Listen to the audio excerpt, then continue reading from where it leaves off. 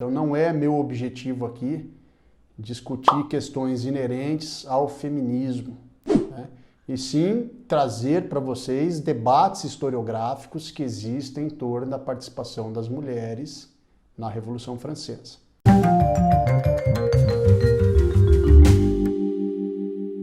Então deixa eu compartilhar aqui o meu slide com vocês.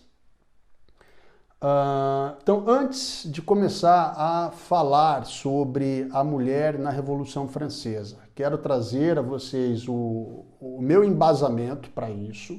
As referências bibliográficas que eu trouxe para essa aula é a Michelle Perrault, tá? A Catherine Fouquet, que é também outra grande historiadora francesa, e, claro, o Eric Hobsbawm, né? Não tem como falar de Revolução Francesa sem falar de Hobsbawm, ok?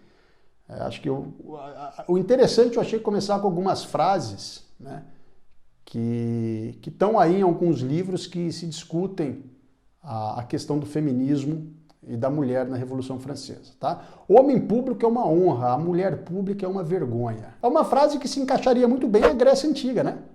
Se a gente fosse refletir aí sobre os primórdios da exclusão das mulheres, né, de uma sociedade machista, poderia falar muito bem, né, que é algum grego da antiguidade na questão dos debates públicos, né, mas a gente já sabe que o contexto de hoje é a Revolução Francesa. Essa é uma frase do glorioso Rousseau, né, esse livro, essa frase está num livro da Michelle Perrault, que é uma das principais historiadoras da França.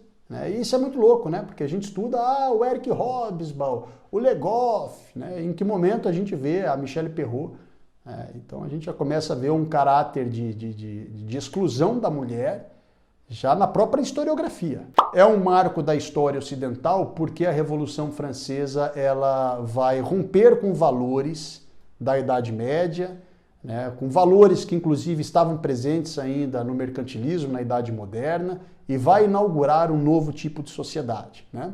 Uma sociedade que a gente pode dizer a partir de agora, uma sociedade de direitos, uma sociedade representativa. E aqui a gente pode aprofundar esse debate em várias questões, mas não é esse o objetivo. Inclusive nós já fizemos isso em outras aulas, ok?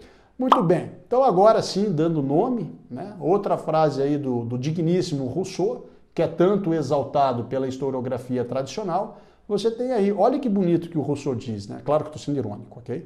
Uma mulher intelectual é o flagelo de seu marido, de seus filhos, de seus amigos, de seus empregados, de todo o mundo. Na concepção de Rousseau, a mulher não deveria ser intelectualizada. Portanto, a função da mulher nesse período se assemelha muito à função da mulher na Grécia Antiga. A virtude de uma mulher é educar um bom cidadão. Então, uma boa mulher é aquela que educa um bom cidadão. Você entende o grau de machismo dessa sociedade? O papel da mulher se restringe ao espaço doméstico.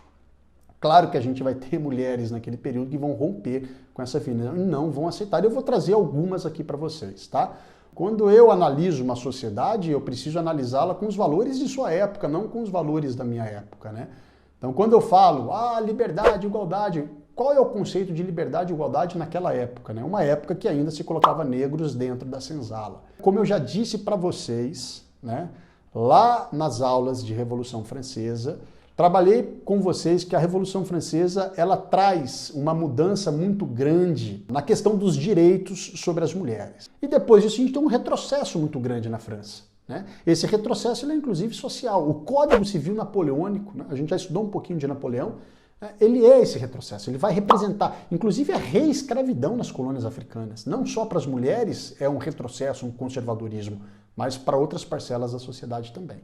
Então, a gente está falando aqui, pessoal, de uma parcela social que sempre foi colocada no obscurantismo da história, né? Que é a luta das mulheres. E aí, fazendo um contraponto ao que eu acabei de discutir com vocês, né, aquelas duas primeiras frases que eu coloquei, eu trouxe aqui o Marquês de Condorcet, né, que já é um cara que vai pensar completamente diferente dos outros iluministas. Os direitos dos homens resultam unicamente do fato de que são seres sensíveis, suscetíveis de adquirir ideias morais e de raciocinar sobre essas ideias, ou seja, a capacidade de raciocinar dá aos homens o direito.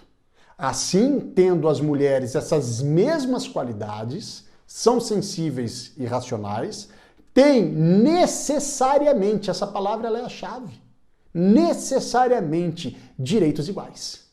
Portanto, o Marquês de Condorcet era um dos poucos iluministas que no século XVIII diziam: as mulheres devem ser incluídas dentro dos nossos códigos de leis.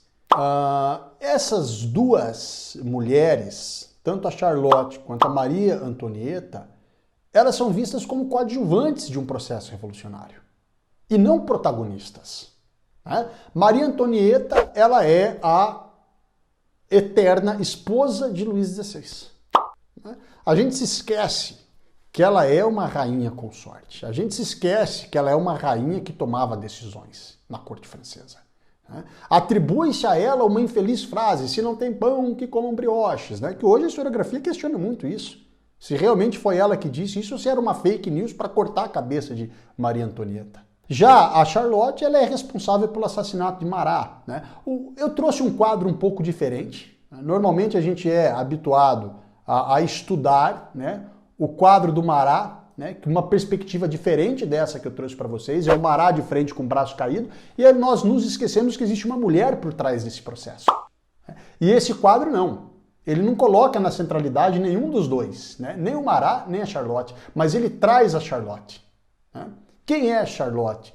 Uma republicana, ligada aos girondinos, mas uma republicana, que atribuía, ela é da aristocracia, mas é uma mulher que se envolvia nos ciclos políticos da época.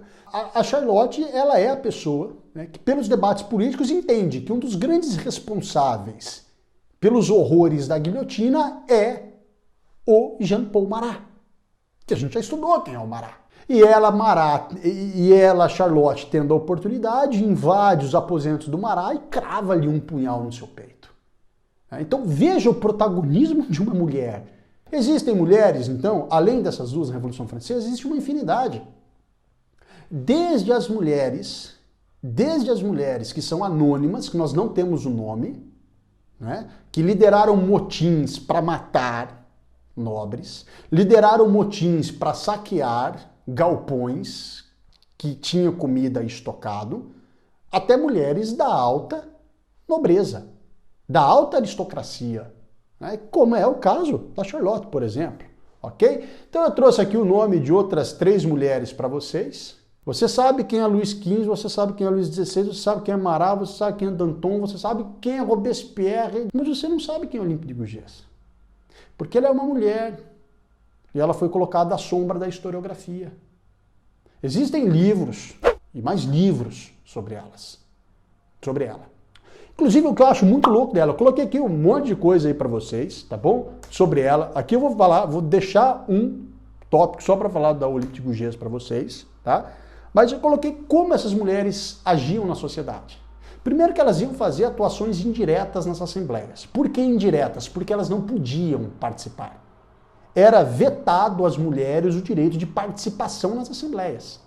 Mas elas iam nas assembleias, gritavam, aplaudiam, vaiavam, pressionavam. Você acha que os deputados daquele período não se sentiam pressionados? Você imagina uma mulher que é responsável pela prole ver o seu filho passar fome.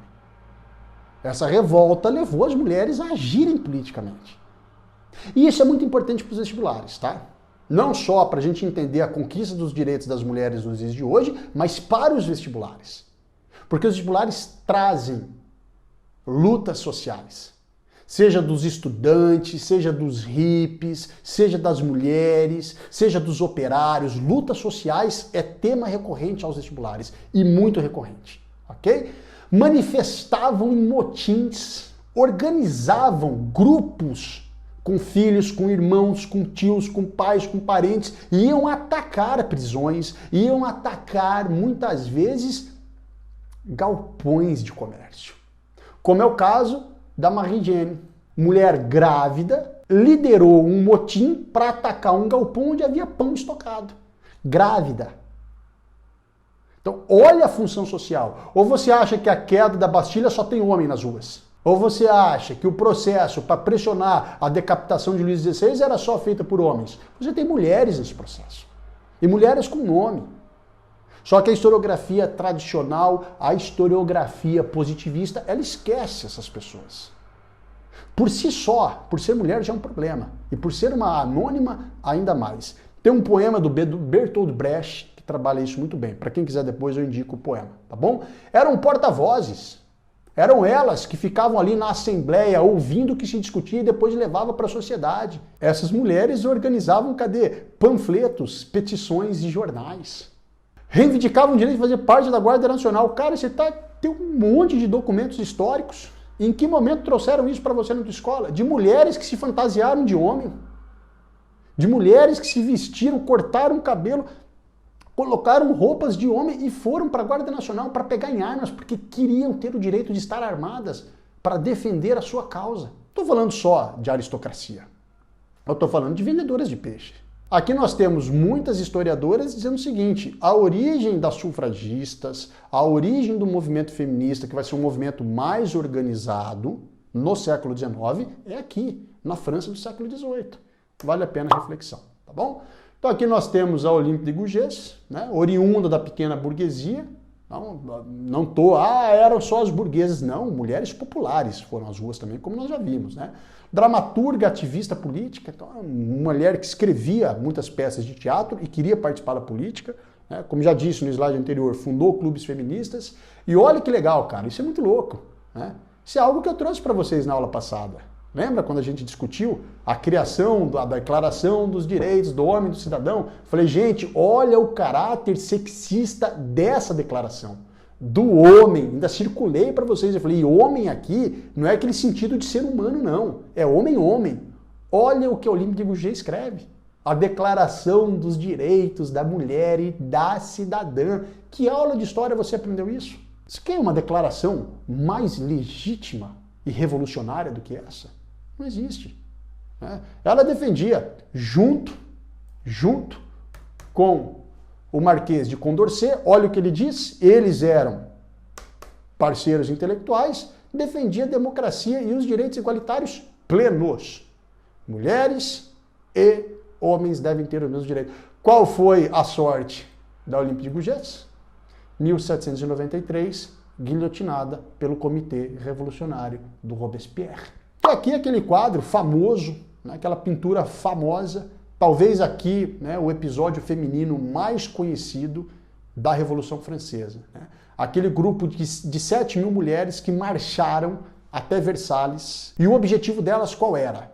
Fazer com que a família Bourbon saísse de Versalhes e fosse para o centro da Revolução. O centro do problema político. Paris.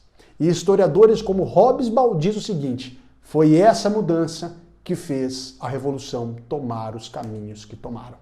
Foi essa revolução, foi essa pressão política que vai levar Luís XVI a ser guilhotinado.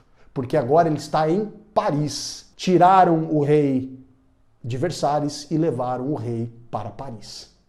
Qual era o objetivo disso? Resolva o problema do pão. Ele não só não resolveu o problema do pão, como ele foi decapitado. 7 mil mulheres. Portanto, a Revolução Francesa, ela tem um protagonismo muito forte das mulheres, que infelizmente a historiografia tradicional acaba escondendo, tá bom? Se gostou, um beijo. Se não gostou, quero ouvir vocês.